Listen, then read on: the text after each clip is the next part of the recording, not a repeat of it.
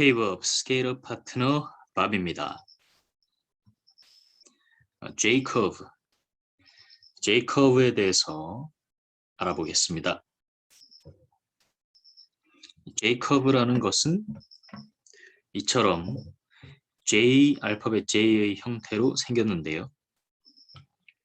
엔젤 투자는 보통 여기 1번 create 단계 그리고 3번 morph 단계에서 더 많이 가서는 4번 모델 단계까지 엔젤 투자가 이루어집니다. 이 엔젤 투자가 요 그래프 1번에서 4번까지 이루어진다고 하면 이 어떤 의미인지 알아야겠죠, 그죠? 굉장히 단순합니다. 이 구간은 Valley of Death, 죽음의 계곡이다. 그래서 회사 입장에서 봤을 때 막 간당간당 하는 거죠. 특히 자금적으로. 그러다 보니까 투자가 필요한데 이때 투자하는 투자자를 엔젤 투자자라고 하는 거죠. 실제로 회사가 수익을 내고 있지 않음에도 불구하고 투자를 한다는 겁니다. 하나씩 조금 잘라서 보면 1번 create 단계에서는 회사가 제품과 서비스에 대한 기획안을 갖고 있고 2번 release에서는 그 서비스나 제품을 시장에 내놓게 됩니다. 3번 morph 단계에서 pivoting이라고 하는데 그 비즈니스 제공하는 그 제품이나 서비스에 대한 그 모델을 변경하는 과정이 이때 꼭 필요합니다.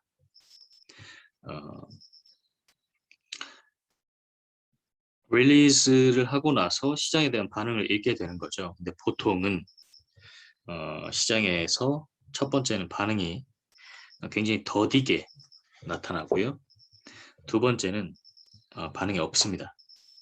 그래서 모델을 바꿔야 되는 또는 고도화해야 하는 그런 단계라는 거죠. 그래서 보통은 이 구간에서 1번에서 4번 구간에서 2번에서 4번 구간에서 회사가 많이 문을 닫게 되고요. 엔젤 투자가 그럼 이제 하기 좋은 시점은 언젠가 요 2번, 3번 구간이겠죠. 그죠? 한 4번 정도까지 가면 굉장히 좋은 타이밍을 잡았다고 할 수 있는데요. 보통은 잡기가 힘듭니다.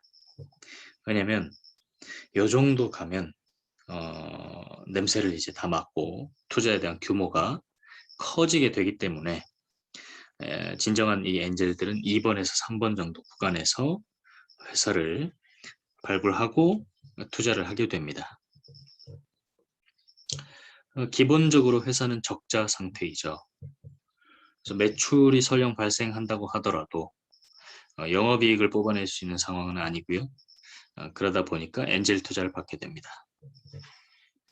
그래서 보통은 요 3번에서 4번 정도 구간에서 프리 시리즈 A라는 투자가 들어가게 되거든요. 이제 엔젤 다음 투자인데 엔젤 투자가 뭐 한 5천만 원에서 한 3억 정도로 이루어진다고 하면 프리 시리즈 A 투자는 한 3억에서 10억 정도 규모로 이루어집니다. 이 구간에서 프리 시리즈 A 투자가 이제 이루어지고 4번 모델로 넘어가는 과정에서 시리즈 A 투자가 들어가고 J커브가 형성되는 것이죠. 그래서 4번 정도 갔다고 치면은 결국 이게 시장에서 어떤 반응을 만들 거다라는 게 입증된 상태. 그래서 매출이 나지 않고 영업이익이 없더라도 KPI라는 것을 통해서 Key Performance Indicator이고요. 핵심 성과 지표입니다. 그래서 그걸 통해서 이 회사가 자금을 넣으면 폭발적으로 성장할 수 있겠다는 계산이 딱 나온 상태가 바로 4번 상태입니다. 그래서 회사가 어느 정도 업무를 쳐낼 수 있는 시스템이 구축이 돼 있고 팀빌딩이 돼 있고 그리고 어느 정도 그 팀을 통해서 KPI가 만들어진 상태 그리고 시장에서 반응이 이제 생겨나기 시작하는 그러면서 이제 KPI가 만들어졌다는 건 어느 정도 이제 규모만 키우면 시장을 조금 먹을 수 있다는 그런 계산이 나온 상태이죠. 스케일업 같은 경우는 1번에서 4번까지 저희가 이제 투자를 하게 되고요. 4번 케이스 같은 경우는 클로이수 1번 케이스, 2번 케이스, 1번 케이스는 뭐 프렌즈 코퍼레이션 2번 케이스 같은 경우는 곧 우리가 이제 계획 중인 아트라우드 3번 같은 경우는 굿샷 뭐 이 정도로 보면 될 것 같습니다. 다른 회사들도 있지만 근데 그런 케이스가 있어요. 저희가 3번에서 4번 정도 이 회사가 속해 있다라고 생각했는데 사실 알고 보면 이제 2번에서 3번 사이였다는 거. 그리고 올라가는 듯 보이지만 다시 하락한다는 거. 그런 경우가 굉장히 많습니다. 그래서 생각한 것보다 좀 더 길게 봐야 된다. 스타트업 투자는. 자, 그리고 이 제이커브를 만들어내는 것은 결국 파운더의 역량입니다. 그리고 파운더 그룹일 거고요.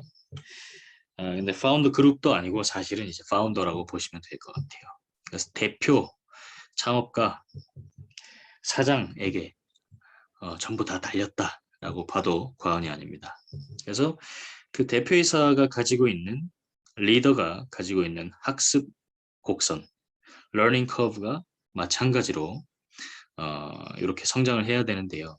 그 러닝 커브 또한 요 구간 1번에서 4번에 이르는 이 데스밸리 구간에서 이 창업자가 굉장히 많이 배우게 됩니다.